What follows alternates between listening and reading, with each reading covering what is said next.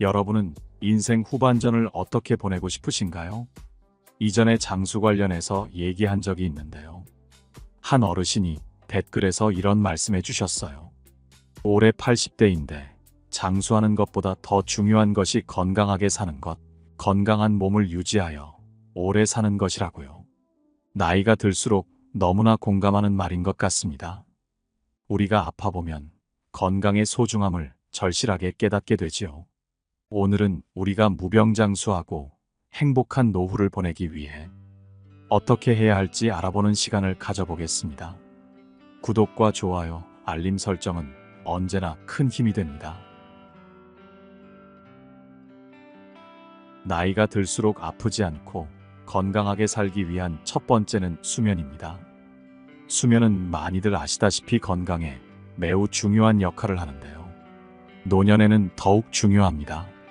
몸 건강이 중요한 노년에 충분한 수면은 우리 몸과 마음을 회복시키고 면역 체계를 강화하며 신체적, 정신적으로 도움을 줍니다. 많은 연구 결과에 따르면 수면 부족은 다양한 건강 문제와 연관되며 만성적인 수면 부족은 심혈관 질환, 당뇨병, 비만, 면역 기능 저하 등의 위험을 증가시킬 수 있다고 하지요. 한때 활발하고 건강했던 50대 사업가가 있었습니다. 그는 젊은 시절부터 수면 부족에 시달렸습니다. 항상 일을 우선시하고 잠을 줄이는 것을 감수하며 더 많은 일을 해내려고 했기 때문이었죠. 그러나 시간이 지남에 따라 그의 수면 부족은 만성적인 문제가 되었고 건강에 부정적인 영향을 주기 시작했어요. 그동안 잠을 못 잤던 것이 누적되어서였을까요? 점점 더 피곤하고 무기력해졌습니다. 자주 두통과 집중력 저하를 겪었으며 업무 효율성도 떨어지기 시작했습니다. 면역 기능도 나이가 드니 회복이 어려웠습니다. 시간이 흐를수록 그의 심혈관 건강도 악화되었습니다. 특히 심장 박동 불규칙성이 발견되었고 이는 심혈관 질환의 위험성을 알리는 신호였습니다. 건강을 잃은 그의 노년은 불행하고 고통스러웠으며 그는 자신의 과거를 돌아보며 잠을 우선시하지 않았던 것을 후회했습니다. 수면이 중요한 이유 중 하나는 성장과 회복에 필요한 과정을 진행하기 때문입니다. 또한 수면은 기억력과 학습 능력을 향상시키는데 도움을 주는데 수면 중에 뇌는 정보를 정리하고 기억을 강화시키는 과정을 거칩니다. 그런데 나이가 들면 불면증이 찾아오기가 쉽지요. 이전에 70대 여성분이 노년으로 접어들자 불면증이 크게 찾아와 힘들다고 토로하신 적이 있었는데요. 젊었을 때는 잠을 잘 잤지만 나이가 들면서 잠들기 어려워졌다고 합니다. 수면 시간을 늘리기 위해 여러 가지 방법을 시도해봤지만 잠들지 못하는 밤이 계속되었다고 합니다. 낮에 피곤하고 집중력이 떨어지며 일상생활에서도 어려움을 겪었습니다. 자신의 불면증에 대해 절망적이었고 잠들지 못하는 밤이 끝이 없을 것 같았습니다. 하지만 포기하지 않았습니다. 불면증을 극복하기 위해 다양한 방법을 시도했습니다. 먼저 수면 환경을 개선하기 위해 더 편안한 침대와 베개를 구입하고 수면 전에 스트레스를 푸는 활동을 했습니다. 또한 전문가와 상담하여 수면에 도움이 되는 조언을 받았습니다. 심리적인 문제도 없었다고 생각했지만 그렇지 않다는 것을 알게 되었다고 합니다. 처음에는 효과가 크게 없어 보였습니다. 계속해서 노력을 해야 할까 생각할 때쯤 서서히 조금씩 잠들지 못하는 밤이 줄어들기 시작했습니다. 옛날 어르신들이 잠을 잘 자는 게 큰 복이란 말을 하셨다는데 그것이 무슨 말인지 정말 뼈저리게 느꼈다고 하셨지요. 그렇다면 어떻게 잠을 잘 자는 것이 좋을까요? 수면의 질을 향상시키기 위해서는 몇 가지 방법이 있습니다. 먼저 규칙적으로 수면 패턴을 유지하는 것입니다. 물론 우리가 일상생활을 살다 보면 하루 이틀은 수면 패턴이 깨지는 날이 발생할 수 있는데요. 핵심은 최대한 규칙적으로 유지하도록 하는 것입니다. 일정한 수면 시간과 일어나는 시간을 정해두면 체내에서는 수면 패턴을 인식해서 몸의 시계를 조절합니다. 편안한 환경을 조성하는 것도 필요합니다. 가급적 조용하고 어두운 방에서 잠을 자며 본인이 느끼는 편안한 침구를 구비하는 것도 좋지요. 또 잠들기 전에 자신이 편하게 느끼는 온도를 조절하는 것이 좋습니다. 스트레스 관리도 필요합니다. 많은 분들이 일상생활을 하면서 이 점을 간과합니다. 내가 스트레스가 있나 싶다가도 바쁘다 보니 제대로 풀지 못하는 경우가 많은데요. 스트레스와 긴장을 완화시키기 위해서는 명상, 요가, 심호흡 등의 기법을 활용하거나 자신이 좋아하는 취미를 즐겨보는 것이 좋습니다. 건강한 식습관도 잘 자는 데 도움을 줍니다. 특히 과식은 금물입니다. 과식하게 되면 몸의 노화도 촉진되며 깊게 잠들기 어렵습니다. 그러니 수면 전에는 최대한 과식하지 않고 잠이 오지 않는다고 해서 카페인과 알코올 섭취를 하는 것은 자제해야 합니다. 수면 전 루틴을 가져보는 것도 도움이 됩니다. 수면 전에 안정감을 주는 나만의 패턴을 만들어 실천하는 것인데요. 예를 들어 책을 읽거나 따뜻한 목욕을 즐기는 등의 활동을 할 수 있습니다. 이러한 방법들을 실천하면 수면의 질을 향상시키고 불면증을 예방할 수 있죠. 충분한 수면은 노년으로 갈수록 더욱 중요합니다. 몸에 필요한 에너지를 충전하고 삶의 질을 향상시키는데 도움을 주기 때문이죠. 두 번째는 음식 섭취를 잘해야 합니다. 먹는 것이 중요하다는 것은 다들 아실 텐데요. 나이 50이 넘으면 3명 중 1명은 당뇨병을 앓는다는 소리도 있는데요. 이처럼 당뇨가 요즘은 굉장히 흔한 질환이 되었다는 것입니다. 젊은 시절부터 단 음식과 당이 많은 음료를 자주 섭취하는 사람이 많기 때문에 병에 걸릴 확률도 높지요. 또 현대인의 운동 부족과 부적절한 식습관으로 인해 당뇨병이 발병하기 쉬운 환경입니다.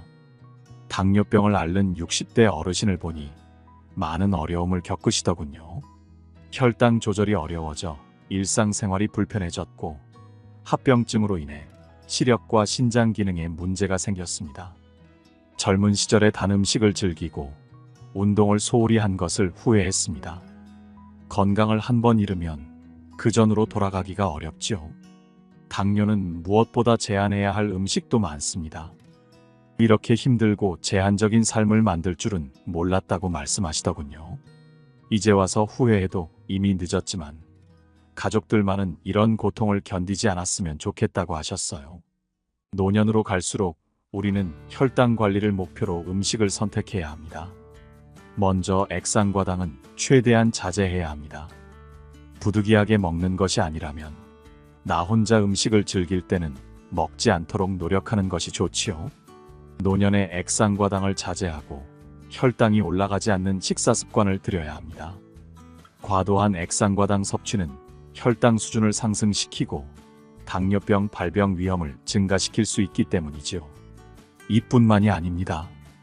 나이 들수록 당뇨는 물론 심혈관 질환도 걱정이 되는데요.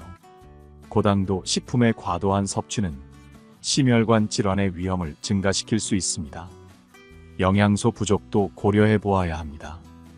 당연히 액상과당은 영양소가 부족한 빈칼로리입니다. 과도한 섭취는 영양소 섭취를 방해하고 영양 결핍을 초래할 수 있습니다. 소화 건강에도 좋지 않습니다. 액상과당은 소화 과정에서 소화기 문제를 일으킬 수 있습니다. 과도한 당분 섭취는 위장에 불편을 유발하고 장 내 미생물 균형을 깨뜨릴 수 있습니다. 장 건강이 뇌 건강만큼 중요하다는 사실을 많이들 아실 텐데요. 그렇기 때문에 먹는 것이 굉장히 중요한 것입니다.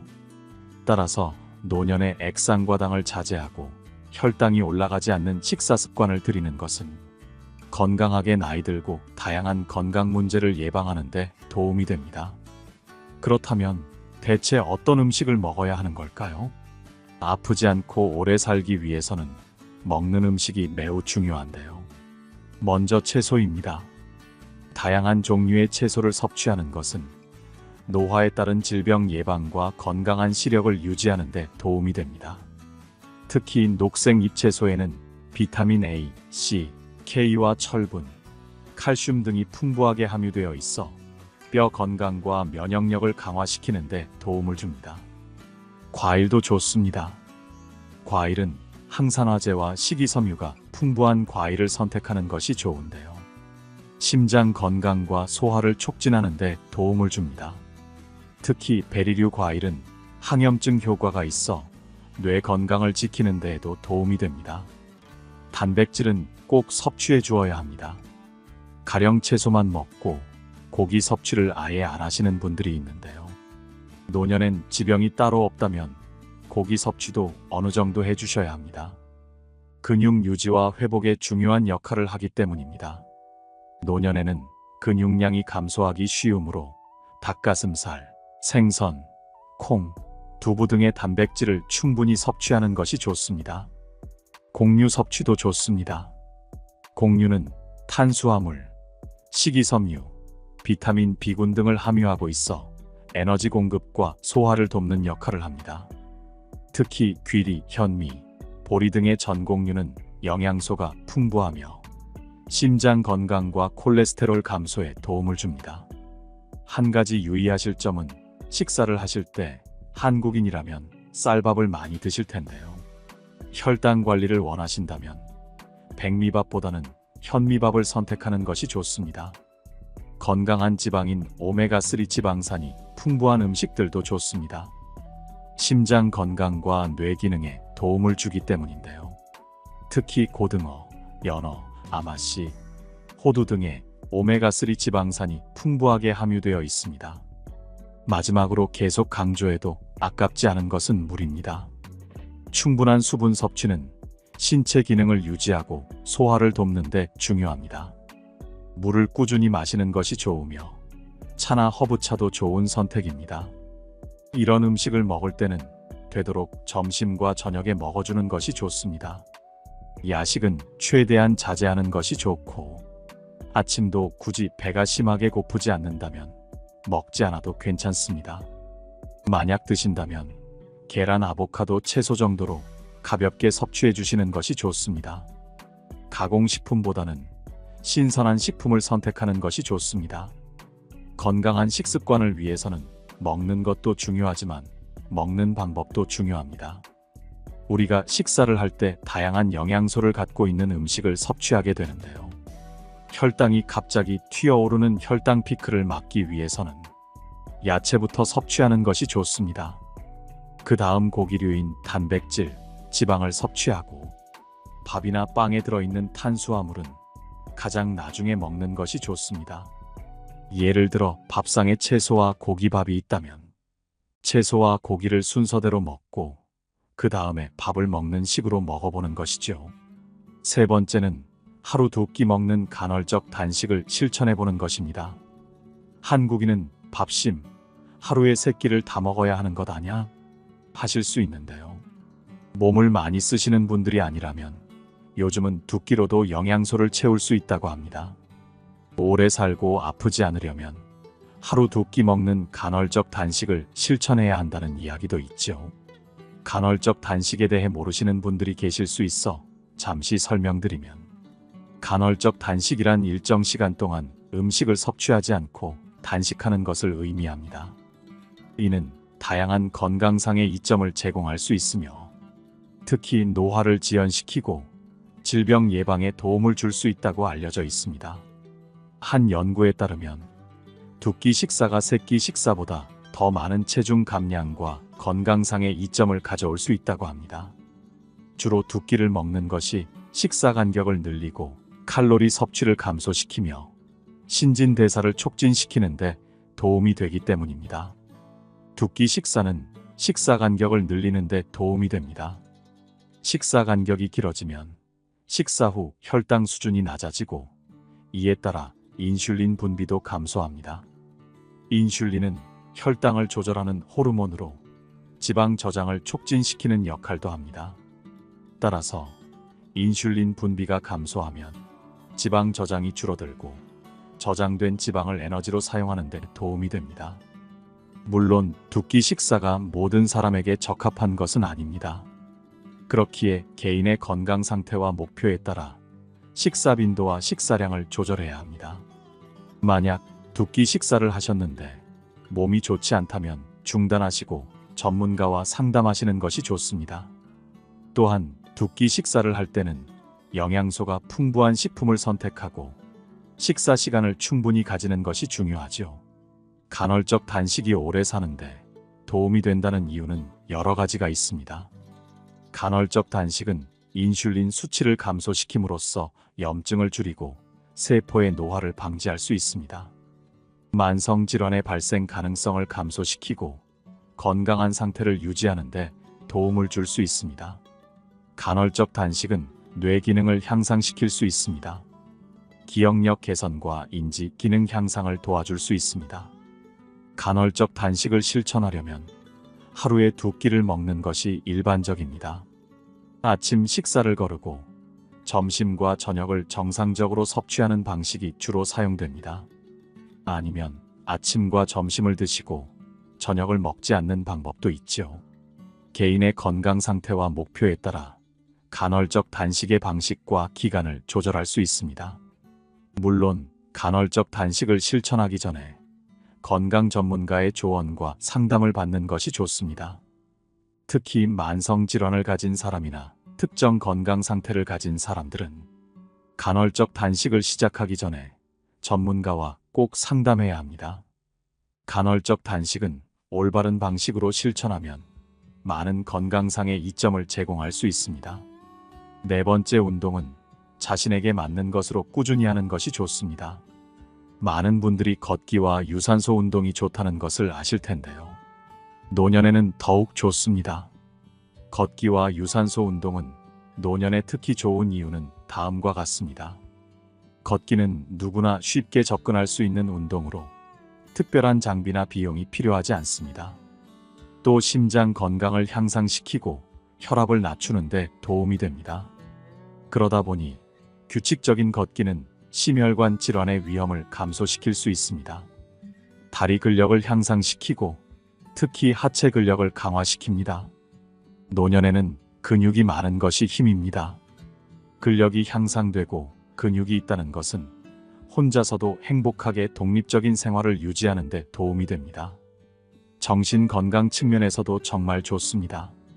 걷기는 스트레스를 감소시키고 우울증 증상을 완화시키는 데 도움이 됩니다. 또한 야외에서 걷는 것은 자연 환경과의 연결을 통해 정신적인 안정감을 제공할 수 있습니다. 걷기는 칼로리를 소모하여 체중 관리에 도움이 됩니다.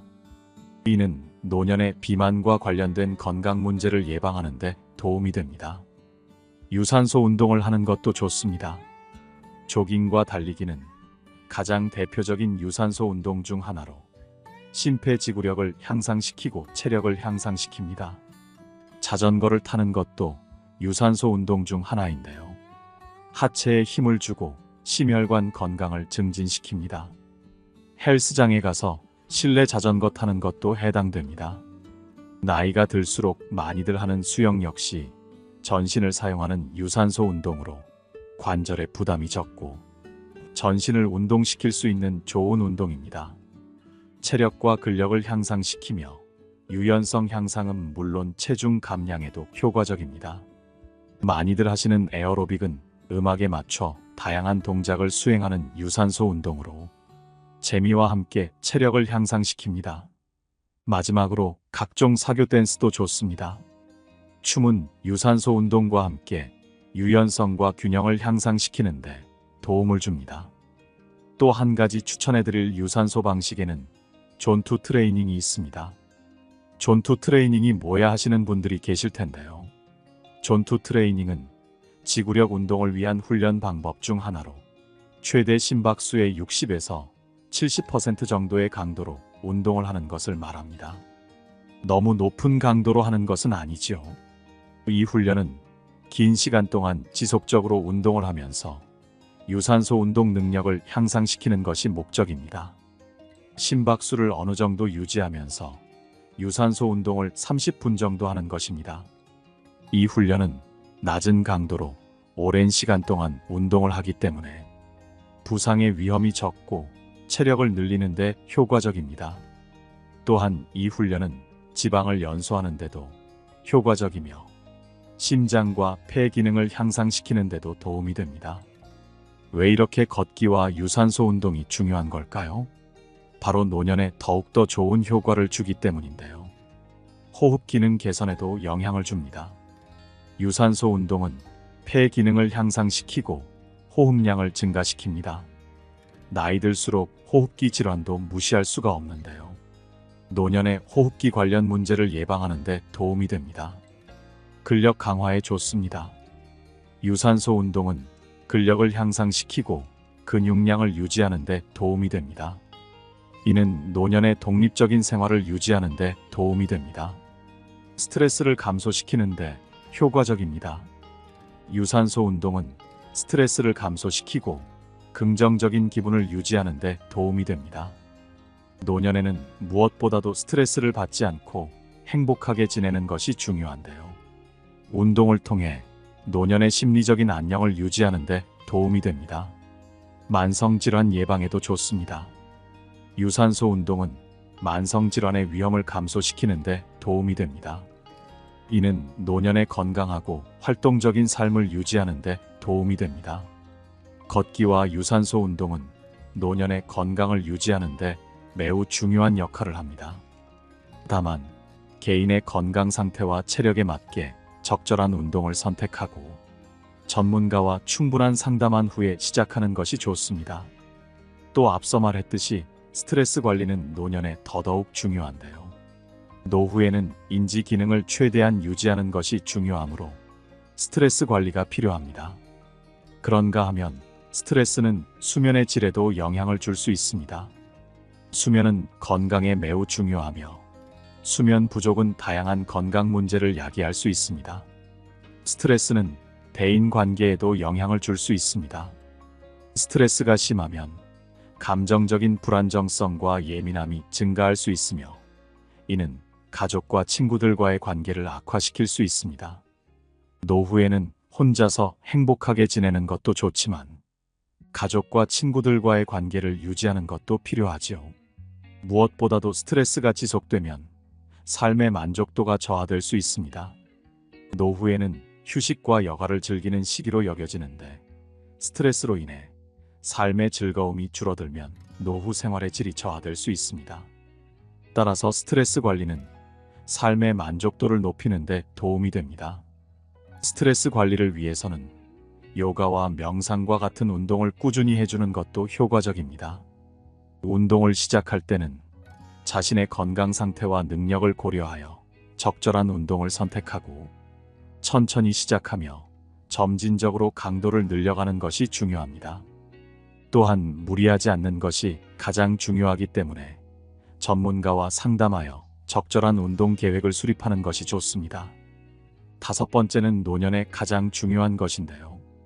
바로 유연한 사고방식입니다. 이것은 어느 하나에만 얽매이지 않는 방식입니다. 상황에 맞는 유연함을 발휘하는 것이죠. 나이 들수록 이런저런 일들을 겪으셨을 텐데요. 그만큼 인생의 지혜가 차곡차곡 쌓이셨을 것입니다. 그래서 무슨 일을 경험하든 너무 극단적인 태도와는 거리를 두는 것이 필요한데요. 노년의 유연한 사고방식은 여러 가지 이유로 중요합니다. 특히 노년에 어떠한 사고방식을 갖냐에 따라 현실과는 관계없이 마음이 지옥 같을 수도 있고 정말 혼자서도 행복하게 지내며 천수를 누릴 수도 있는데요. 한 노부인은 평생을 엄격한 규칙과 고정된 생각으로 살아왔습니다. 모든 것을 자신의 방식대로 처리하려고 했고 다른 사람들의 의견은 절대 듣지 않았습니다. 이렇게 유연하지 못한 사고방식으로 인해 노년에 닥친 변화에 대처하는 데 어려움을 겪었습니다. 가족 구성원들이 멀리 이사를 가거나 건강 문제가 생겨도 과거의 방식을 고집하며 적응하지 못했습니다. 결국 그녀는 외로움과 불행을 느끼며 노년을 보냈습니다. 반면 유연한 사고를 가진 한 노신사는 노년에도 유연하고 적응력 있는 사고방식을 유지하며 살아왔습니다. 그는 새로운 경험을 즐기며 변화에 대한 열린 마음을 가지고 있었습니다. 그의 아내와 지금껏 살았던 도시를 떠나 30년 전부터 염원했던 새로운 도시로 함께 이사를 가고 새로운 사람들을 만나는 등 다양한 활동에 참여했습니다.